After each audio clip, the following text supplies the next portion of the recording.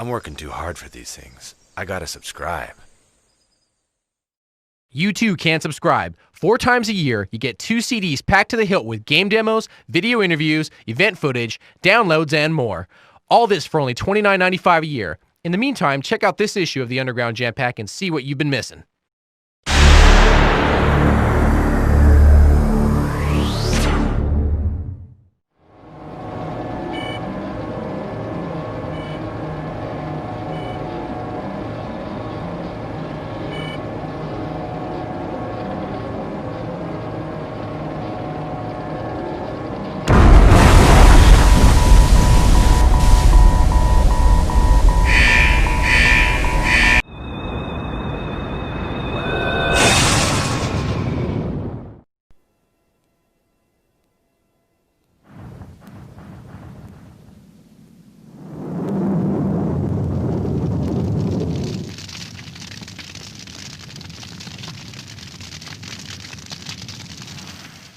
When you make a game, all you start with is a blank piece of paper and a few big ideas.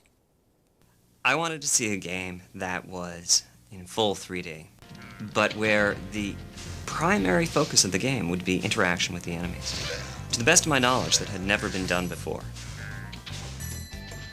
How do you end up with a video game world that pulls you in? How can you make it stand out from other games? Your team will hit development walls and have to search for breakthroughs.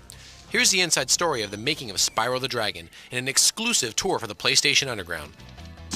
The most difficult part was the beginning, determining what kind of game we were going to do after Disruptor. Craig Stitt said, you know, I've always wanted to do a game about a dragon. I've always loved dragons. To me, they are just the greatest creature. I mean, it's the combination of a Tyrannosaurus Rex with wings and breathes fire. I mean, you've got the best of everything in a dragon. And immediately everybody said, yeah, that's it. Because dragons can fly, they can run, they can flame, they can jump, they can do anything, and they're cool. In the game, you play the part of Spyro. An evil creature named Nasty Nork has cast a spell turning all other dragons into crystal statues. You have 3 major objectives in the game. The first is to rescue all the dragons, the second is to collect the treasure that Nasty has stolen from the dragons, and the third goal is to defeat Nasty himself. Designer Mark Cerny had come from such games as Disruptor, the Crash Bandicoot series, and Marble Madness. In Spyro, he had new ground he wanted to cover. I had this idea that you could do a panoramic 3D engine on the Sony PlayStation, where there wouldn't be any fog in the distance. And I challenged Alex Hastings to create such an engine. Most of what it takes to pull off that sort of panoramic engine, it comes around in, assembly draw routines. In fact, I told him very specifically how to go about creating it. He blew me off and did something totally different. But it turned out much better than what I had in mind. Engine to draw the environments has broken down into 7 different little renderers that work on different levels of detail of the environment to try to keep this, the fact that you're seeing a quarter of a mile away and what would be tens of thousands of polygons into something that's more manageable. Because not only did you have these big, long views where anything in the universe could be seen from afar, but also he created an engine where you could have detail on the objects that were close. The real trick is that in every transition we try to do is a fade or morph transition, something where you're not going to see it. I think there's never been a console video game where you got both of those.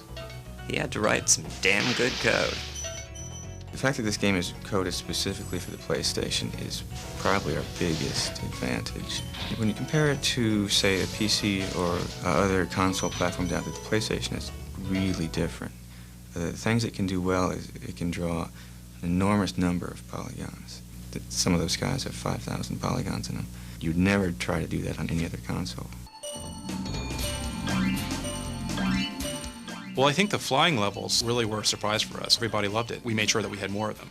I played the flying rounds, the free flight rounds over and over again, trying to get through all the obstacles in the shortest amount of time and trying different paths to see if I can beat the record. You can easily waste an hour or 2 doing that and not even realize it.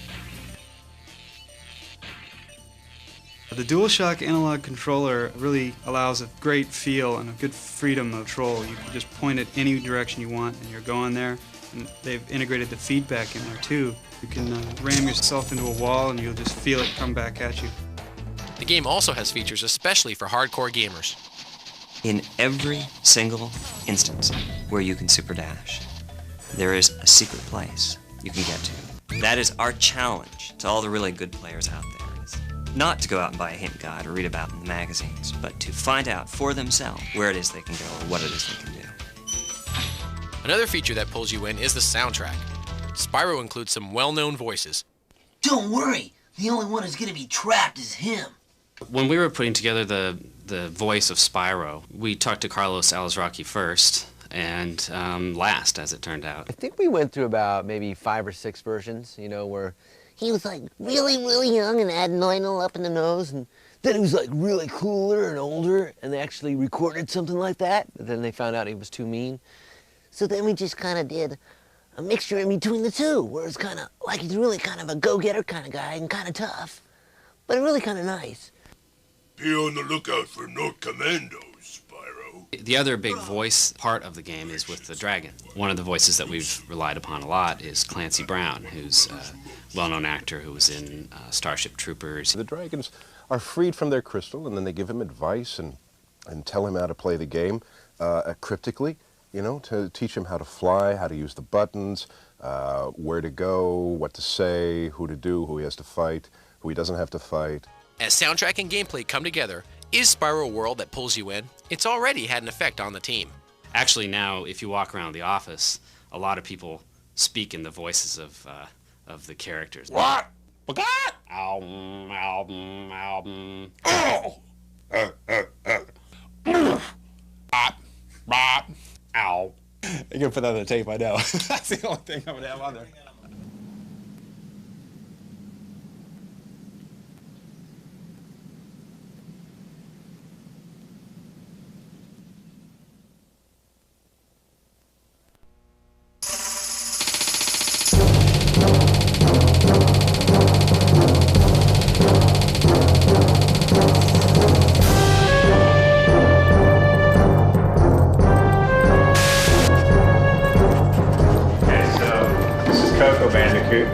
Crash's sister. This game she's going to be riding on a tiger. She's a playable character.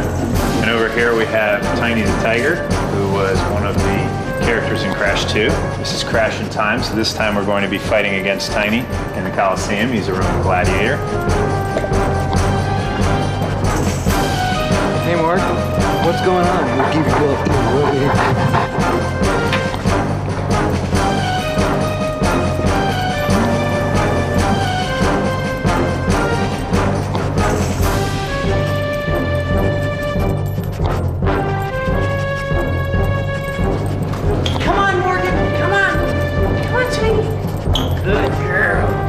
Great footage. Thanks for the underground footage. We'll put you in the next underground. Credits, okay,